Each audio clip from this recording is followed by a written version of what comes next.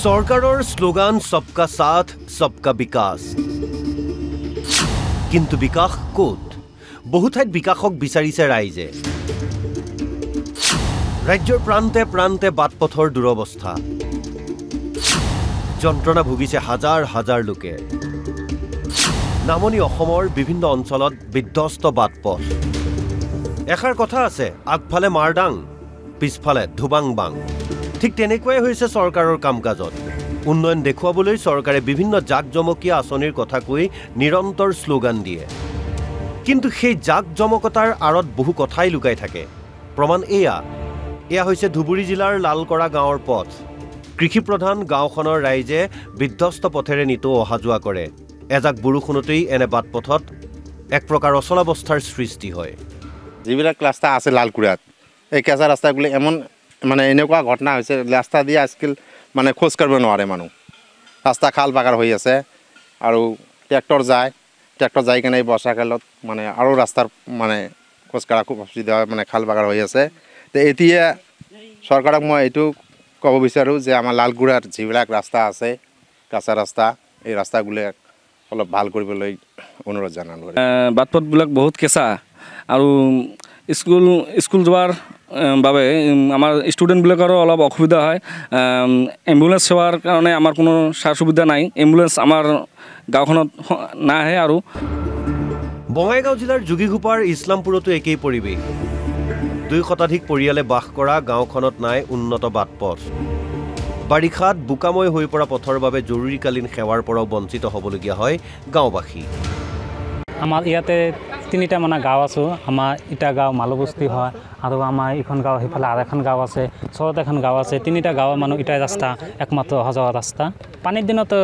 up down কৰাতে কাদো হৈ থাকে এম্বুলেন্স নাহে এম্বুলেন্স আমাৰ সেই পাকা ৰাস্তালৈকে থৈ আহিব লাগে এইখিনি আপোনাৰ কান্দত কৰি কিবা এখন বিচনাটো বহাই কিনি খুৱাই কিনি লৈ যাব লাগে ঘৰত কৰি চৰকাৰৰ আহ্বান এইটোৱে যেনিবা আমাৰ ৰাস্তাটো অতি সোনকালে বনাই দিব লাগে ইফালে কলগাছিয়াৰ TND আৰু গুনিয়ালগুৰি সংযোগী পথ নিৰ্মাণত দুৰ্নীতি পথ নিৰ্মাণৰ কাম এৰি ঠিকাদাৰ তপন হাজৰিকাই পলায়ন কৰাৰ অভিযোগ এতিয়া ৰাইজ আৰু ছাত্ৰ ছাত্ৰীসকলে ভুগিছে জমৰ যাতনা মানকাছৰ জিলাৰ হাতচিঙিমাৰী মানকাছৰ পথটো জৰাজীৰ্ণ হৈ পৰিছে চৰকাৰে পথ নিৰ্মাণৰ বাবে 3 কোটি টকা আবণ্টন দিছিল কিন্তু ঠিকাদাৰ অভিযন্তাই ধনৰ সিংহভাগ আত্মসাত কৰি পথটো ভালকৈ নিৰ্মাণ নকৰাৰ গুৰুতৰ অভিযোগ ৰাইজৰ এই ৰাস্তাটো মানে ঠিকাদাৰৰ যেটো লেহেমিয়া সুযোগটো প্ৰদান কৰিছে আমাৰ যেটো ডিস্ট্ৰিক্ট এক্সিকিউটিভ ইঞ্জিনিয়াৰ এবং এছডু তেওঁলোকৰ গাফিলতিৰ কাৰণে পূৰ্ণ গাফিলতিৰ কাৰণে ঠিকাদাৰে সেই সুযোগটো লাভ কৰিছে মূল দায়ী ঠিকাদাৰজনৰ নাম হৈছে তপন হাজৰিকা তেখেতৰ চূড়ান্ত গাফিলতিৰ কাৰণে ৰাস্তাটো ভাঙি খলাবামা কৰি থৈ যোৱাৰ পিছত ৰাস্তাটো যে সম্পূৰ্ণ কৰিব লাগে সেই সম্পূৰ্ণ নকৰিলে তাৰ পিছতো আমি দেখিছোঁ স্থানীয় বিধায়ক ডক্টৰ হাফিজ ৰফিকুল ইছলাম ডাঙৰীয়া তেখেতৰ কি ভূমিকা সেইটো এক ৰহস্যজনক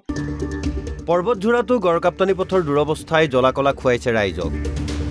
ঠিকাদাৰৰ হেমাহিৰ বাবেই পথটো ভালকৈ নিৰ্মাণ নোহোৱাৰ অভিযোগ উত্থাপন হৈছে ইফালে মাৰ্ঘেৰিটাটো পথৰ দুৰৱস্থা টিপঙৰ পৰা পথাৰ গাঁও হৈ ৰাষ্ট্ৰীয় ঘাইপথ সংযোগী পথৰ দুৰৱস্থাই জিয়াটো ভোগাইছে স্থানীয় ৰাইজক ব্যুৰো ৰিপৰ্ট NB নিউজ